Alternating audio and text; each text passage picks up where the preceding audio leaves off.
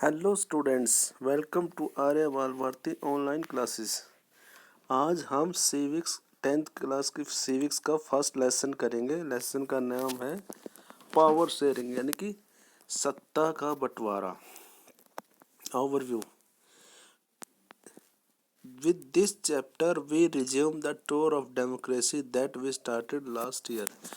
इस चैप्टर से हम जो लोकतंत्र का जो भ्रमण हम कर रहे थे, जो हमने पिछले साल 9th क्लास से स्टार्ट किया था, उसको जारी रखेंगे। We noted last year that in democracy all power does not rest in with any one organ of the government. और हमने पिछले साल क्या नोटिस किया था? हमने यह नोटिस किया था कि लोकतंत्र में सारी की सारी शक्तियाँ सरकार के किसी एक अंग के हाथ में नहीं होती। An intelligent sharing of power among legislature, executive, judiciary is very important to the design of a democracy। और एक बड़ा सोचा समझा सत्ता का बंटवारा जैसे विधायिका में, कार्यपालिका में और जुडिशरी में, वो काफ़ी इम्पोर्टेंट है, काफ़ी ज़्यादा महत्वपूर्ण है लोकतंत्र के प्रारूप के लिए। In this and the next two chapter we carry the idea of power sharing। हम इस चैप्टर में और इससे अगले 2 चैप्टर में भी हम क्या करेंगे? हम इसी आइडिया को यानी कि पावर शेयरिंग यानी कि सत्ता के बंटवारे वाले इस विचार को हम आगे लेके चलेंगे। We started with 2 stories from Belgium and Sri Lanka. और हम स्टार्ट करेंगे 2 कहानियों से, Belgium and Sri Lanka. Both these stories are about how democracies handle demand for power sharing। और इन दोनों कहानियों से हम पता लगा कैसे लोकतंत्र सत्ता के बंटवारे की मांगों को हैंडल यानी कि उनको व्यवस्थित रखती है। The stories yield some general conclusion about the need of power sharing in democracy. और यही कहानियाँ हमें ना एक सामान्य सा निष्कर्ष देगी कि लोकतंत्र के लिए पावर शेयरिंग यानी कि सत्ता का बंटवारा क्यों आवश्यक है। This allow us to discuss various forms of power sharing. और यह हमें डिस्कस अलाउ करता है यानी कि हमें परमिशन देगा कि पावर शेयरिंग के बहुत सारे जो रूप है उनके ऊपर डिस्कशन करने का। And that will taken up in the following 2 chapter, जो कि अगले 2 चैप्टर में हम देखेंगे। First, Belgium and Sri Lanka. 2 countries है। Belgium is a European country and Sri Lanka ये हमारा एशियन कंट्री और हमारे नेबरहुड में है, यानी कि हमारे इंडिया के पड़ोस में, ये बिल्कुल साउथ में है, इंडियन ओशन में। Belgium is a small country in Europe, smaller in area than the state of Haryana. Belgium एक यूरोप का एक छोटा सा देश है जिसका एरिया यानी कि जिसका क्षेत्र हमारे हरियाणा राज्य से भी कम है। It has borders with France, the Netherlands, Germany and Luxembourg. और उसकी सीमाएं फ्रांस से, नीदरलैंड से, जर्मनी से और लग्जमबर्ग से लगती है। It has a population of little over 1 crore. और इसकी जो पॉपुलेशन है ना, केवल 1 करोड़ है। About half the population of Haryana, जो कि हरियाणा की पॉपुलेशन से लगभग आधी है, आधी से भी कम है। The ethnic composition of small country is very complex. लेकिन यहाँ पे एथनिक यानी कि सामाजिक, जो सामाजिक ढांचा है इस कंट्री का, सामुदायिक, एथनिक मीन्स क्या है? सामुदायिक, यानी कि जो सामुदायिक ढांचा है वो बड़ा है, क्या है? कॉम्प्लेक्स है। एथनिक क्या होता है? A social division based on share culture. यह एक ऐसा सामाजिक विभाजन होता है जो संस्कृति को, एक संस्कृति के आधार पर यानी कि आम संस्कृति को क्या करता है? शेयर करता है। People belonging to the same ethnic group believe in their common descent, यानी कि एक ग्रुप के लोग हैं वो कॉमन सेंस यानी कि उनका एक अपना खुद का विचार होता है। Because of similarity of physical type of culture और बोथ। और वो उनका एक जैसा साझा विचार इसलिए हो जाता है क्योंकि उनका कल्चर एक जैसा होता है। They need not always have the same religion और नेशनलिटी, और उनके लिए ज़रूरी नहीं कि उनका धर्म और उनकी राष्ट्रीयता एक ही हो। ठीक है, ये होता है एथनिक। ऑफ द कंट्रीज, अब हम बेल्जियम के बारे में पढ़ते हैं कि इस कंट्री में total population is 59% lives in Flemish region and speaks Dutch language. यानी कि बेल्जियम की टोटल पॉपुलेशन में से 59% यानी कि 59% जो लोग हैं वो यूरोप का एक फ्लेमिश क्षेत्र है वहाँ से हैं, और वो लैंग्वेज बोलते हैं Dutch. About 40% people live in Wallonia region and speak French, और लगभग 40% जो लोग हैं जो वैलोनिया रीजन में रहते हैं यानी कि वैलोनिया क्षेत्र में रहते हैं वो बोलते हैं फ्रेंच लैंग्वेज। ठीक है, अब लैंग्वेज के आधार पे दो टाइप के लोग हो गए यहाँ पे, एक डच स्पीकर और एक फ्रेंच स्पीकर, यानी कि एक डच भाषा बोलने वाले और एक ये फ्रेंच भाषा बोलने वाले। Remaining 1% of Belgian speak German, और जो 8% जो लोग हैं वो क्या बोलते हैं, जर्मन लैंग्वेज बोलते हैं। In the capital city Brussels 80% people speak French, और जो कैपिटल सिटी है ब्रुसेल्स यानी कि जो बेल्जियम की राजधानी है और उस सिटी का नाम क्या है, ब्रुसेल्स। ब्रुसेल्स में 80% पीपल क्या करते हैं, फ्रेंच लैंग्वेज बोलते हैं, और 20% आर डच स्पीकिंग, और 20% वहाँ पे डच बोलने वाले। यानी कि यहाँ पे ब्रुसेल्स में फ्रेंच स्पीकर ज़्यादा हो गए हैं और डच स्पीकर कम हो गए। और वहाँ पे क्या था, रेस्ट ऑफ द कंट्री में क्या था, डच स्पीकर ज़्यादा है और फ्रेंच स्पीकर 40% है, वो 59 है। ठीक है, तो यहाँ पे रिवर्स होगा। I have a simple equation in mind, sharing power, dividing power, weakening the country, do we start by talking of this. तो यहाँ पे एक मैथमेटिकल इक्वेशन दी है कि भाई एक सत्ता का बंटवारा, सत्ता की साझेदारी is equal to dividing power, यानी कि शक्ति का बंटवारा is equal to weakening the country, यानी कि देश को कमज़ोर करना। Why do we start talking of this, हम इसके बारे में क्यों बोल रहे हैं, ये क्वेश्चन अब इसको कंप्लीट को रीड करने के बाद आएगा हमारे सामने क्वेश्चन ये। The minority French speaking community was relatively rich and powerful, और जो माइनॉरिटी है यानी कि माइनॉरिटी मीन्स होता है अल्पसंख्यक, यानी कि जो कम संख्या वाले लोग हैं, फ्रेंच स्पीकिंग कम्युनिटी है, वो है ना रिच है एंड पावरफुल है, वो अमीर भी है और वो ताकतवर भी है। This was resented by the Dutch speaking community who got the benefit of economic development and education much letter. तो इस बात से जो डच स्पीकर थे वो क्या थे, रिसेंटेड, वो बड़े नाराज थे इस बात से, क्योंकि who got the benefit of economic development education much later, क्योंकि उनको आर्थिक विकास और शिक्षा काफ़ी समय बाद मिली। This led to tensions between the Dutch speaking and French speaking community during the 1950s and 1960s, जिसका परिणाम क्या हुआ कि let the tension between the Dutch speaking and French speaking, यानी कि डच बोलने वाले और फ्रेंच बोलने वालों के बीच में झगड़े स्टार्ट हो गए ड्यूरिंग द 1950s एंड 1960, 1950 और 1960 के बीच में।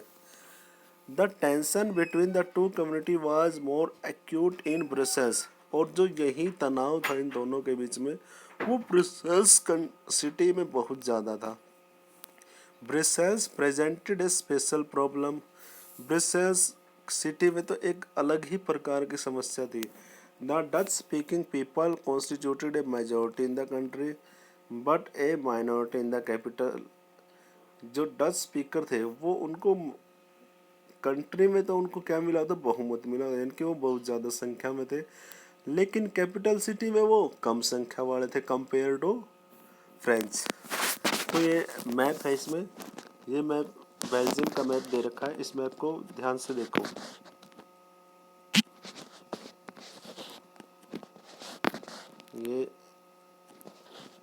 ये मैप है, देखो इसमें दिखा रखा कि भाई ये कम्युनिटी, ये जो फ्लेमिश रीजन है, ये येलो कलर का, ये जो फ्लेमिश यानी कि डच स्पीकर है, ये तो है डच स्पीकर, येलो कलर में। और जो ये रेड कलर है वुलन यानी कि फ्रेंच स्पीकिंग, ये है हमारा फ्रेंच स्पीकिंग। और जो ये बीच में है ब्रसेल्स यानी कि ये है हमारी कैपिटल रीजन, ये इसकी ये है कैपिटल रीजन ब्रसेल्स। और जो ये यहाँ पे बॉर्डर एरिया पे ना ये जर्मन को लगता हुआ जो ये लाइनिंग वाला है, ये है हमारा ये है बेल्जियम का जर्मन स्पीकिंग स्टेट। तो इस प्रकार से यहाँ पे एथनिक कंपोजिशन है। ठीक है, क्लियर है ना? Okay, look at the maps of the fielding Belgium and, ये तो बेल्जियम का मैप जो हमने अभी डिस्कस किया है। इसके बाद है Belgium and Sri Lanka. In which region do you find concentration of different community. और आपको यहाँ पे क्या मिला कि किस पर्टिकुलर एरिया में डिफरेंट कम्युनिटी वहाँ पे रहती है, यानी कि एक अलग प्रकार की क्या रहती है, समुदाय रहता है वहाँ पे। Let us compare this to situation in another country. अब यही सिचुएशन को हम कंपेयर करते हैं किसी दूसरे देश के साथ। Sri Lanka is an island nation. Sri Lanka जो कि एक आइलैंड यानी कि पानी से घिरा हुआ राष्ट्र है। Just a few kilometres off this southern coast of Tamil Nadu, जो कि हमारे तमिलनाडु राज्य से कुछ ही किलोमीटर की दूरी पे है। It has about 2 crore people, और इसके लगभग 2 crore, it has about 2 crore people, इसमें 2 करोड़ लोग रहते हैं। About the same as in Haryana, Haryana की जनसंख्या के लगभग बराबर। Like other nation in the South Asia region, Sri Lanka has a diverse population. और अन्य साउथ एशियन रीजन की तरह, क्षेत्रों की तरह श्रीलंका में भी डाइवर्स पॉपुलेशन यानी कि तरह तरह के लोग वहाँ पे रहते हैं। तो major social group are Sinhala speaker 74%। और जो सबसे ज़्यादा बोलने वाले सिंहली लैंग्वेज, यानी कौन सी लैंग्वेज है, सिंहली लैंग्वेज, वो है 74%। एंड तमिल स्पीकर 18%, और वहाँ पे तमिल बोलने वाले 18%। Among Tamils these are two groups, there are two groups. और इन तमिल में भी 2 प्रकार के ग्रुप्स हैं। Tamil native of country are called Sri Lankan Tamil. वो तमिल जो श्रीलंका में रहते हैं उन्हें बोलते हैं श्रीलंकन तमिल, वो है 13%, यानी कि 18 में से 13% भी वो हो गए। And the rest whose forefather came from India are plantation worker during colonial period आज called इंडियन तमिल्स। और जो बाकी जो तमिल थे वो थे जिनके फोर फादर यानी कि जिनके पूर्वज केम फ्रॉम इंडिया, जो कि भारत से आए थे as a plantation worker during colonial period, जो कि कॉलोनियल यानी कि ब्रिटिश कॉलोनियल के टाइम में यहाँ पे काम करने, यानी कि प्लांटेशन यहाँ के चाय के बागानों में काम करने के लिए आए थे। ठीक है, as you can see from the map Sri Lanka Tamil are concentrated in the north and rest of the country, east of the country. और आप श्रीलंका के मैप में देखोगे तो तमिल है श्रीलंका के नॉर्थ में, ईस्टर्न साइड में, जो कि भारत की तरफ लगता हुआ है। मोस्टली वहीं पे कॉन्सेंट्रेट है तमिल्स। तो most of the Sinhala speaking people are Buddhist. और ज़्यादातर जो सिंहली बोलने वाले जो लोग हैं श्रीलंका में वो बुद्धिस्ट यानी कि बौद्ध धर्म को मानते हैं। While most of the Tamil are Hindus और मुस्लिम। और बाकी जो तमिल है वो ज़्यादातर हिंदू है या फिर मुस्लिम है। देर आर अबाउट 7% क्रिश्चियन, और वहाँ पर लगभग 7% क्रिश्चियन है। And who are both Tamil and Sinhala, और वो दोनों ही हैं, वो तमिल भी और सिंगली भी है, क्रिश्चियन वहाँ पे दोनों लैंग्वेज बोलते हैं। Just imagine what could happen in situation like this. अब आप इमेजिन करके देखो कि सिचुएशन कैसी होगी। In Belgium the Dutch community could take advantage of numeric majority and force its will on the French. और बेल्जियम में देखो जो डच कम्युनिटी थी यानी कि जो डच समुदाय के लोग थे, कुड टेक एडवांटेज, वो उसका फ़ायदा उठा सकते हैं किस चीज़ का, न्यूमेरिक मेजॉरिटी का, यानी कि उनकी नंबरों की संख्या का फ़ायदा, क्योंकि वो ज़्यादा संख्या में थे। और वो force it will on the French, और वो फ्रांस के ऊपर अपनी इच्छा को थोप सकते थे। एंड जर्मन स्पीकिंग पॉपुलेशन, और जर्मन वालों के ऊपर this would push the conflict among community further, जिससे कि इन कम्युनिटीज़ में यानी कि इन समुदायों में क्या हो सकते थे, विवाद बढ़ सकते थे। This could lead to a very massive partition of country, और जिससे क्या हो सकता था, इस देश का बहुत बड़ा बंटवारा हो सकता था। Both this sides would claim control over Brussels, और दोनों तरफ से ब्रसेल्स के ऊपर अपने अपने दावे करते वो।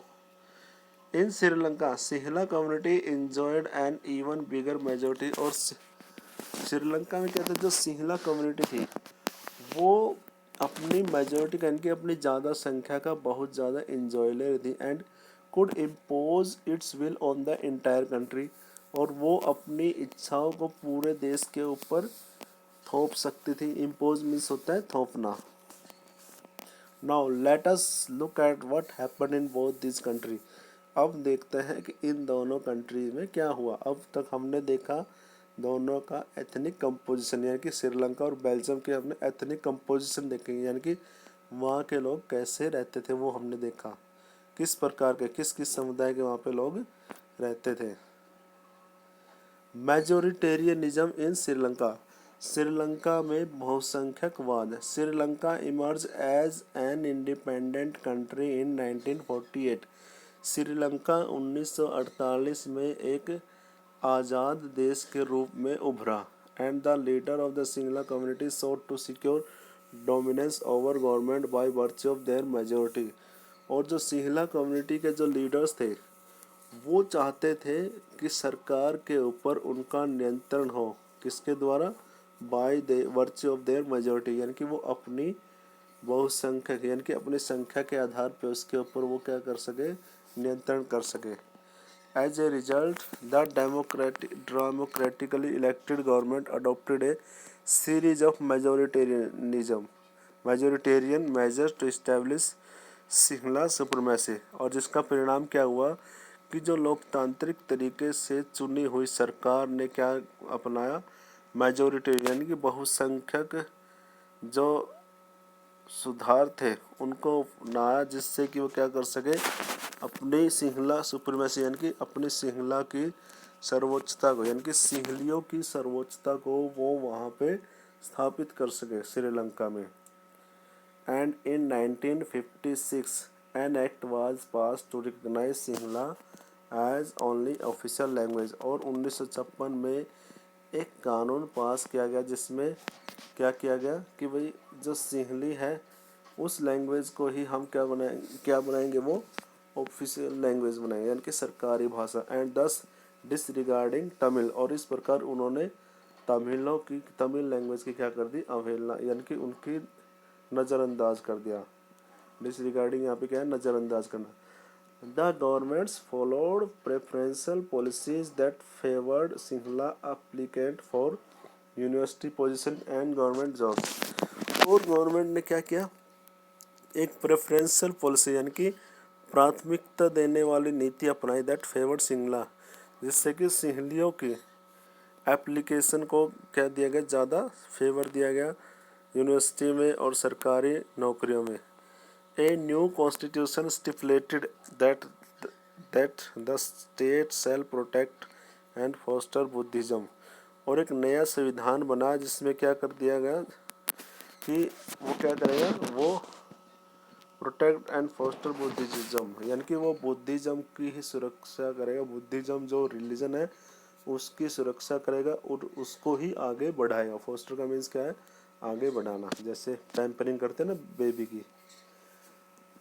All these government measures could one after the other gradually increased the feeling of alienation among the Sri Lankan Tamils। तो इस प्रकार इन सभी गवर्नमेंट सुधारों में क्या हुआ, कमिंग वन आफ्टर यानी कि एक के बाद एक, धीरे धीरे उन्होंने क्या कर दिया, श्रीलंका में जो तमिल लोग थे ना उनके अंदर भावना आ गई किस चीज़ की, एलिनेशन की, यानी कि अजनबीपन की। एलिनेशन मीन्स क्या है, अजनबीपन, यानी कि उनको ऐसा लगने लगा कि ये कंट्री हमारे लिए कोई काम नहीं करे, मान लो कि हम इस कंट्री के हैं ही नहीं। And they felt that none of the major political party led by the Buddhist Sinhala leader was sensitive to their language and culture। और उन्होंने ऐसा महसूस किया कि कोई भी पार्टी है, जितनी पार्टियां हैं जो कि सिंहली बुद्धिस्ट लीडरों के द्वारा लगाई गई है, चलाई जा रही है, was sensitive to their language, वो उनकी भाषा और उनके कल्चर को लेके क्या नहीं है, सेंस भावुक नहीं है, यानी कि उनके बारे में नहीं सोचती वो।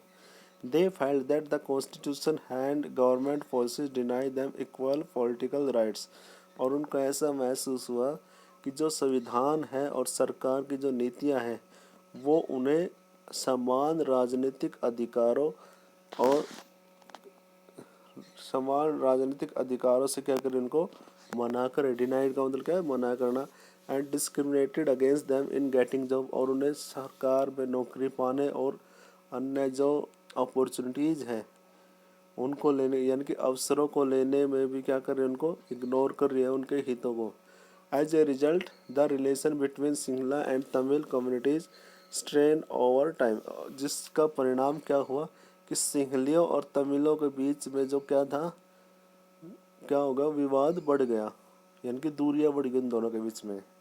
तो यहाँ पे क्वेश्चन ये आया है कि मेजोरिटेरियनिज्म होता क्या है, a believe that majority community should be able to rule a country in which ever way it wants by disregarding the wishes and needs of minority, यानी कि बहुसंख्यकवाद क्या है, यह एक ऐसा विचार है जिसमें जो बहुसंख्यक समुदाय है वो क्या करता है, देश के ऊपर आज क्या हो जाता है, देश के ऊपर वो शासन के काबिज हो जाता है, और हर प्रकार के तरीके शासन प्राप्त करने, वो हर प्रकार के तरीके जो वो चाहता है, by disregarding the wishes and needs of minority, by यानी कि जो माइनॉरिटी ग्रुप है, यानी कि अल्पसंख्यक वर्ग है, उनकी इच्छाओं और ज़रूरतों की अवहेलना करके जो अपने मेजॉरिटी ग्रुप है वो अपने आप को वहाँ पे शासन पे काबिज रखता है, उसे कहते हैं मेजोरिटेरियनिज्म।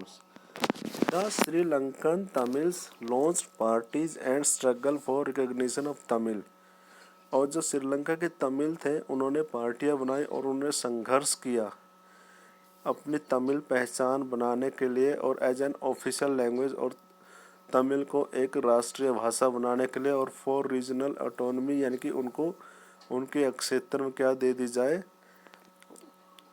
उनको स्वायत्ता दे दी जाए, और equality of opportunity in securing education and jobs, और उनको शिक्षा और नौकरी में भी उनको क्या मिल जाए, समान अपॉर्चुनिटी, यानी कि अवसर मिले। But this demand for more autonomy और provinces populated by Tamil was repeatedly denied, लेकिन जहाँ पर वो तमिल लोग ज़्यादा रहते थे उन प्रांतों में स्वायत्ता, यानी कि उनको आज़ादी देने से क्या किया, बार बार मना कर दिया गया सरकार के द्वारा।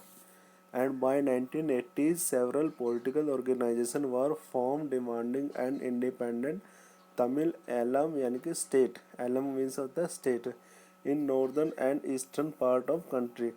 तो ज़्यादातर जो राजनीतिक संगठन थे उन्होंने बार बार इसी डिमांड को, इन्हीं मांगों को बना के रखा कि भाई वो तमिल स्टेट, यानी कि एक आज़ाद तमिल स्टेट बनाएंगे नॉर्थ में और ईस्टर्न श्रीलंका में। देखो ये रहा,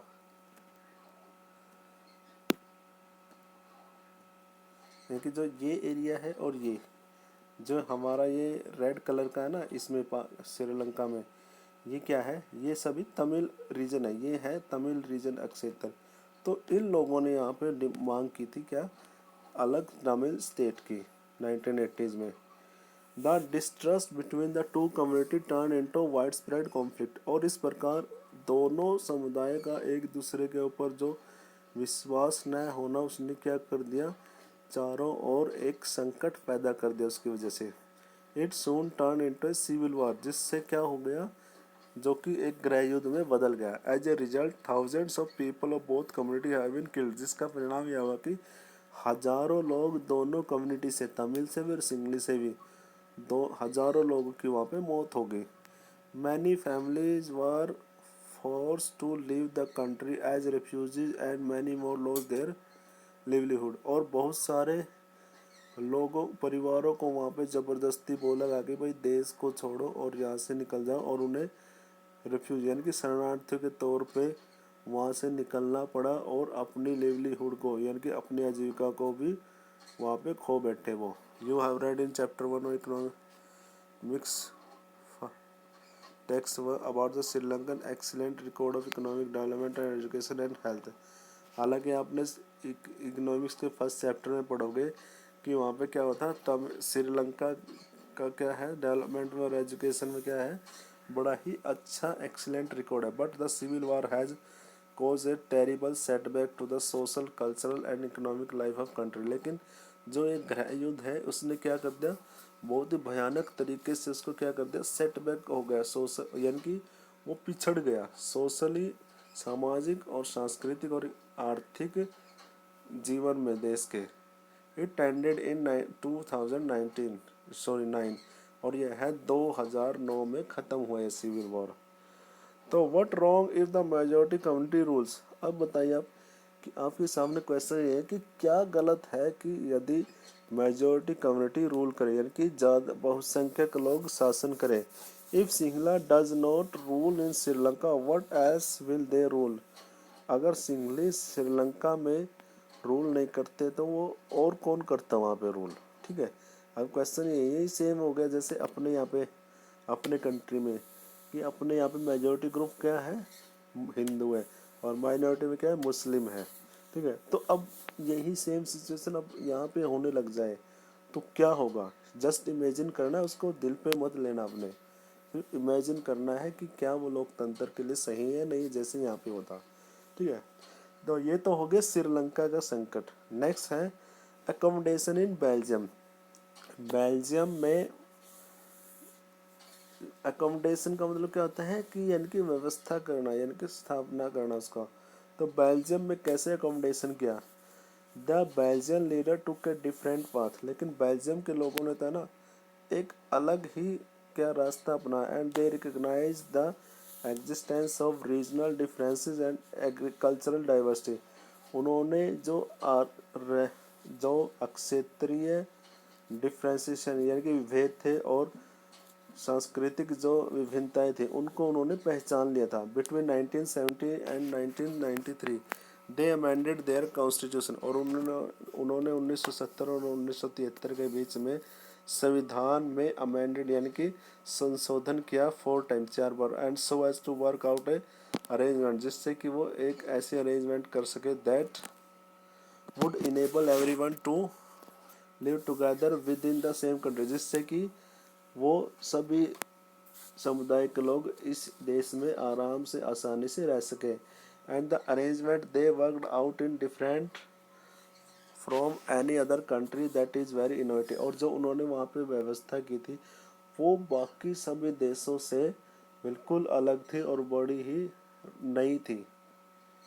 hair are some of these elements of Belgium model. और यही बेल्जियम के कुछ मॉडल है, ये बड़ा इंपॉर्टेंट है आप लोगों के लिए कि बेल्जियम का मॉडल क्या है। Constitution prescribe that the number of Dutch and French-speaking minister shall be equal in the central government। पहला संवैधानिक में तो यह लिखा गया कि भाई डच के और फ्रेंच समुदाय के जो लोग हैं उनके मंत्री है ना इक्वल रहेंगे केंद्र सरकार में।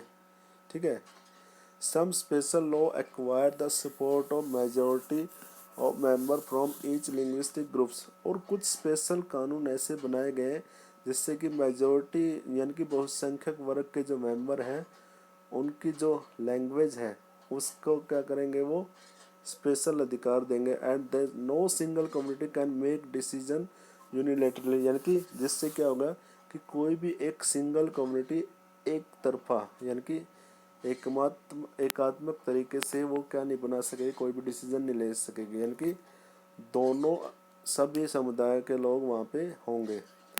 Many powers of the central government have been given to state government of the 2 region of the country.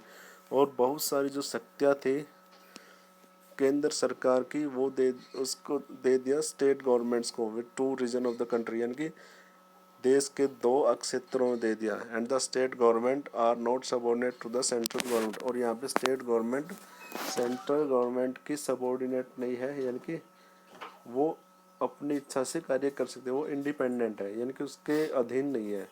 Bristles has a separate government, और ब्रिसेल्स सिटी में एक अलग सरकार बनाई गई, in which both the community have equal representation, जिसमें दोनों कम्युनिटियों को क्या मिलेगा, समान रूप से प्रतिनिधित्व मिलेगा। And the French speaking people accept equal representation in Brussels because the Dutch speaking community has accepted equal representation. और यहाँ पे फ्रेंच स्पीकिंग पीपल ने क्या किया, ब्रसेल्स में भी क्या किया है, उनको इक्वल क्या मिला है, प्रतिनिधित्व दिया गया है, जैसे कि सेंट्रल गवर्नमेंट में उनको मिला है। ठीक है, तो ये हो गया बेल्जियम का मॉडल। ठीक है, तो अब क्वेश्चन आपके सामने ये सिविल वॉर तो ये है कि within country when two groups are became hostile to each other, यानी कि जब दो ग्रुप है किसी देश के अंदर, वो आपस में झगड़ने लग जाते हैं, उसे कहते हैं सिविल वॉर। ठीक है, जिसमें लोगों के बीच में टेंशन क्रिएट हो जाती है। तो what kind of solution is this, अब आपके सामने क्वेश्चन यह है कि किस प्रकार का सॉल्यूशन है। I am glad our constitution does not say which minister will come from which community, लेकिन मैं बहुत खुश हूँ कि हमारे संविधान ने ऐसा नहीं बोलता है कि कौन सा मंत्री किस समुदाय से आएगा। ठीक है, apart from central and state government there is a third kind of government, और सेंट्रल और केंद्रीय और राज्य सरकार के अलावा वहाँ पे तीसरे इस प्रकार की सरकार भी है। This community government, this is called community government, is elected by the people belonging to the one language community, Dutch speaking, French, German speaking. और ये कम्युनिटी ऐसी है, इस सरकार को कौन चुनते थे, इसी भाषा को, यानी कि एक भाषा को बोलने वाले, जैसे डच समुदाय के लोग हैं, एक डच कम्युनिटी गवर्नमेंट बनाएंगे, फ्रेंच वाले अलग बनाएंगे, जर्मन वाले अलग बनाएंगे। No matter where they live, इस बात का कोई मतलब नहीं कि वो कहाँ पे है कंट्री में।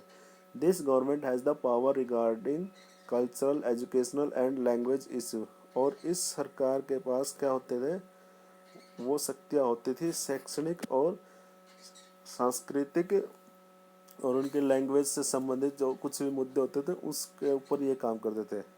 You might find Belgium model very complicated, आप पाओगे कि बेल्जियम का जो मॉडल है ना वो काफ़ी पेचीदा है। It Indeed is very complicated, हाँ असल में ये बहुत ही ज़्यादा कॉम्प्लिकेटेड है।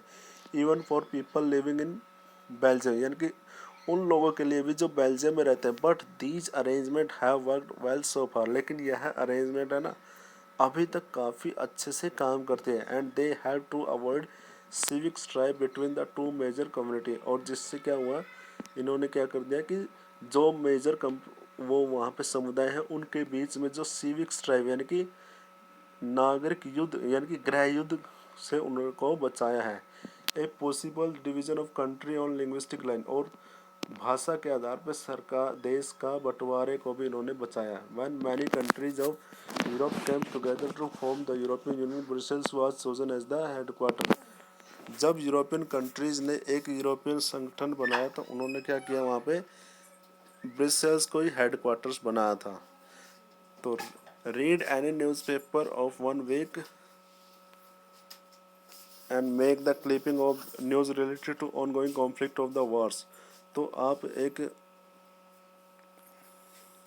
कि वार को लेके जो कॉन्फ्लिक्ट होते हैं वहाँ पे लोगों के बीच में जो आपस में विवाद होते हैं, एक group of 5 students could pull their clipping, और यहाँ पे ग्रुप मिलके एक क्लिपिंग लेके आएंगे ऐसी जिसमें कि आपसी विवाद हो रहे थे लोगों के बीच में। ठीक है, किसी समुदाय के बीच में।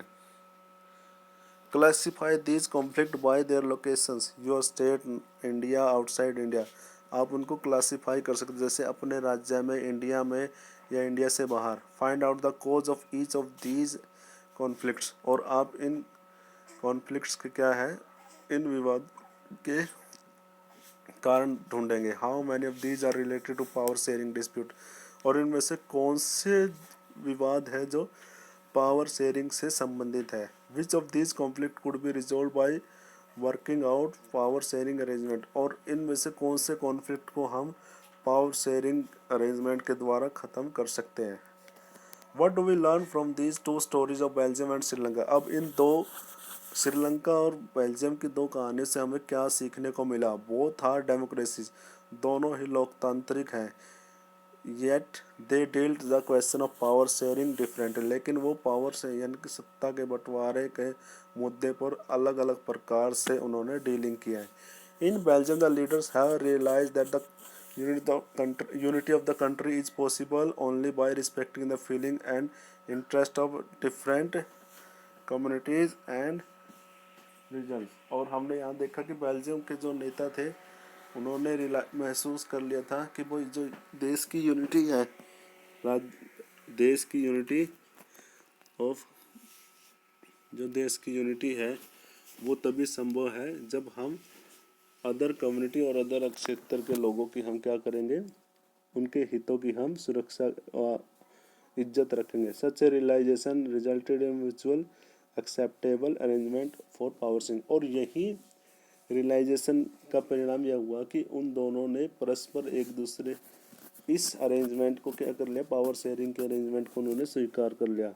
Sri Lanka show just the contrasting example, लेकिन श्रीलंका ने हमें बड़ा ही विपरीत उदाहरण दिया है। It shows us that if a majority community want to force its dominance over others and refuse to share power, it can undermine the unity of country. यह दिखाता है कि अगर कोई एक जो बहुसंख्यक समुदाय है वो अपनी ताकत को ज़बरदस्ती वहाँ पे कंट्रोल करना चाहता है सत्ता के ऊपर, और सत्ता के बंटवारे को वो मना करता है, तो जिससे क्या होगा, वो देश की एकता को क्या कर देंगे, अंडरमाइन यानी कि कमज़ोर कर देंगे। तो आज हमने यह स्टोरी पढ़ी है टू कंट्री के बारे में। कल हम पढ़ेंगे why power sharing is desirable, कि यह सत्ता, आज हमने पढ़ा सत्ता का बंटवारा क्यों आवश्यक है देश के लिए, और आगे पढ़ेंगे क्यों किया जाए। ये तो देखा हमने सत्ता का बंटवारा, कल हम पढ़ेंगे कि सत्ता का बंटवारा क्यों आवश्यक है।